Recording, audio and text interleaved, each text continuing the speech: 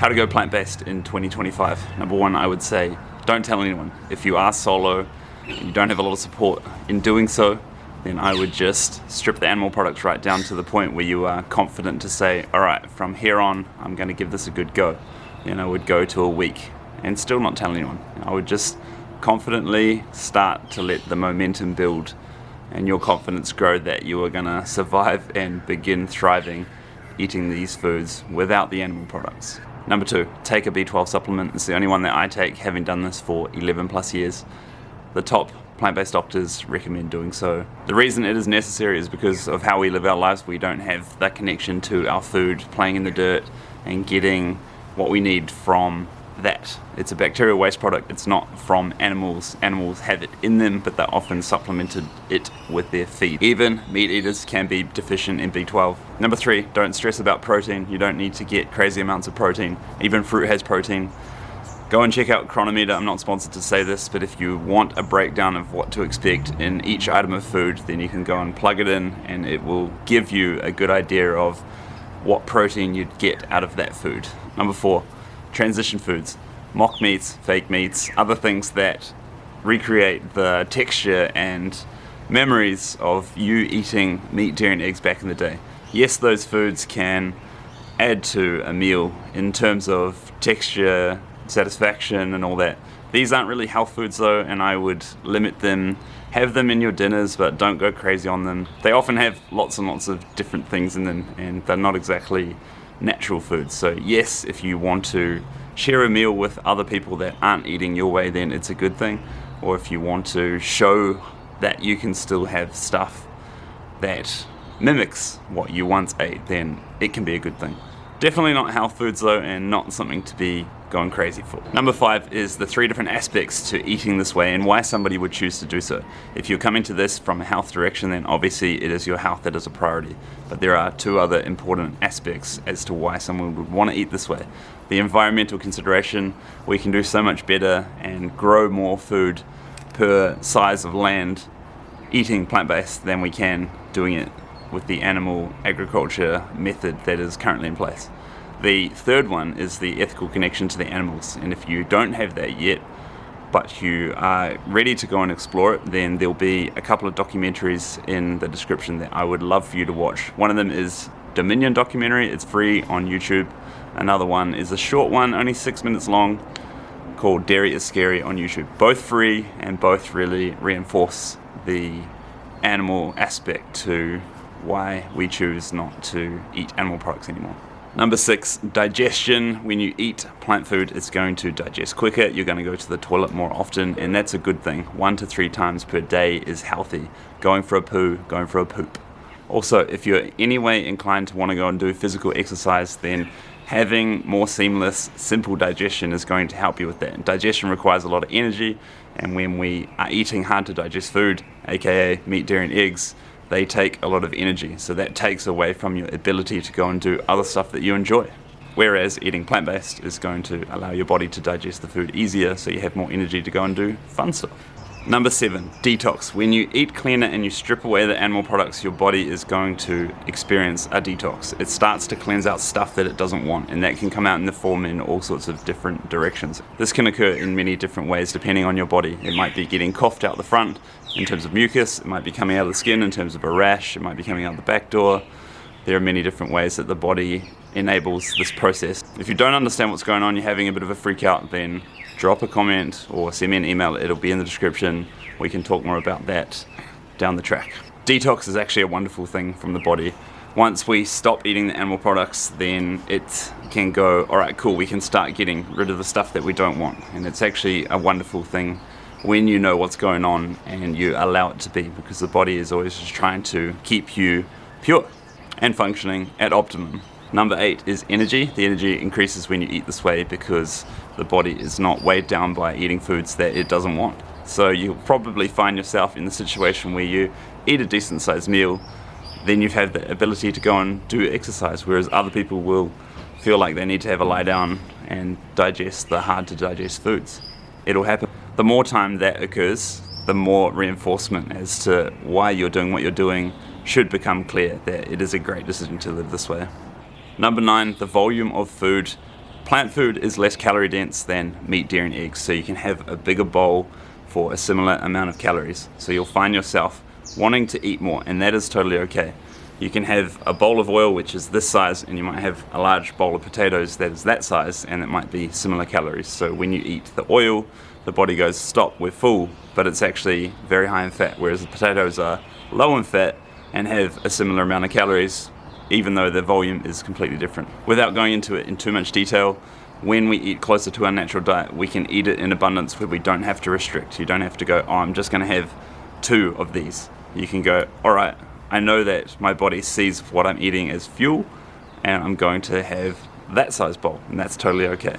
Number 10 is body weight. When you're doing this diet well and you're eating an abundance of fruit and whole foods mostly, and if you're trying to eat anywhere near what a good ratio is of 80, 10, 10, 80% carbohydrates, 10% fat, 10% protein, then you should get to a nice, lean, stable body weight that you should be able to maintain very easily while still eating decent quantities of food. When we eat closer to our natural diet, the body sees it as fuel, not as stuff to store. When we're eating a lot of fat and other stuff, the body's going, ugh, famine might be coming, let's store this in case. Number 11 is judgment from others. Unfortunately, it's going to come from all different angles. Even just sitting there, eating what you're eating in silence is triggering for some people. They get upset by your presence, and that's just the way it is. It's more about them and their conscience. When they start asking you lots of questions, they're also trying to figure it out themselves. So if you can approach conversations with compassion and try and go gently with them, then it should result in a better outcome, as opposed to just saying, stop asking me annoying questions. Number 12 is be prepared. When you're eating this way, it is necessary to be prepared. Don't rely on other people to have what you want to eat at a function or a birthday or a restaurant. Call ahead at a restaurant and say, hey, can you do this for me, vegan or plant-based? Spell it out to them in nice simple terms. Just say, hey, can I have this meal with no meat, no fish sauce, no eggs, no cheese? When you're going to a shared event, just bring some food. Tell the person, the host, ahead of time and say, I'm eating this way now, please respect that.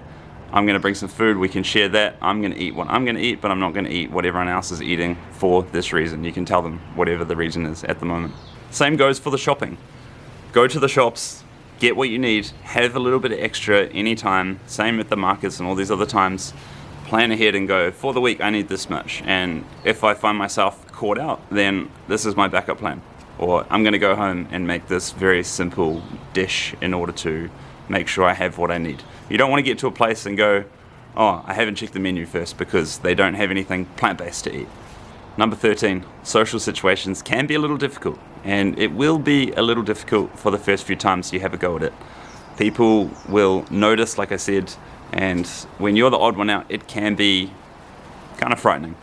But the more you do it, the better it gets, and the more times you receive the same questions, where do you get your protein from, lions though, and all the other silly ones that come at you, then you can have responses for them. And if you don't have responses, then put them down in the comments and I will give you a response that you can use. One simple response to get people off your back when asking why you're not eating meat, dairy and eggs again is just say, do you have a pet? If you don't want to eat your pet, then why would you go and eat sheep, cows, pigs, chickens, turkeys? Most people are very inconsistent with their eating. They will eat pig, and pigs are more intelligent than dogs, but they wouldn't eat their dogs because they see them as pets. Whereas we can go, actually, we can view them all in the same light, that they're innocent beings. So if you can point that out in a gentle way that gets them thinking, then you don't create an argument, but at least then they go, oh, actually, yeah, I didn't really consider that. Another really good question to ask them is say, all right, we have a cow here or a sheep or a chicken, and I give you a knife, would you slit its throat? Most people will answer no. So their actions are not in line with their beliefs. Their belief is that they're an animal lover, but then their actions contradict what they're saying. Number 14, what to eat then. There are 50,000 plus plant sources out there that we can eat. Fruits, vegetables, nuts, grains, legumes. I would definitely prioritize the fruits and vegetables, the whole foods, the starches, sweet potato, pumpkin, taro, yams. Wherever you are around the world, you can probably get versions of this. And rice and beans and other greens that you can put on the plate.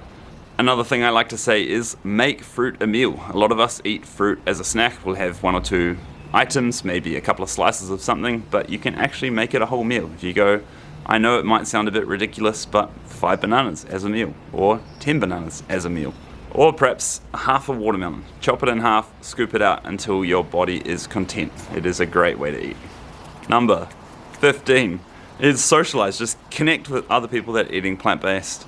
Go to potluck dinners, go to restaurants with other people if they're willing, and try it out. Take your family along if they are wanting to go, and say, look, let's go and eat at this place. They do plant-based options for me and still other stuff that perhaps people still want to eat. And follow other people on Instagram and other places like that for meal ideas. If it's myself, that'll also be in the description. There's lots of food ideas on there. If you've made it this far, there's a couple of other things I want to say. When people say, what do you eat now? I would flip it back on them and say, look, there's not actually that many things that I stopped eating. Chickens, fish, cows, pigs, eggs, milk, honey, turkeys.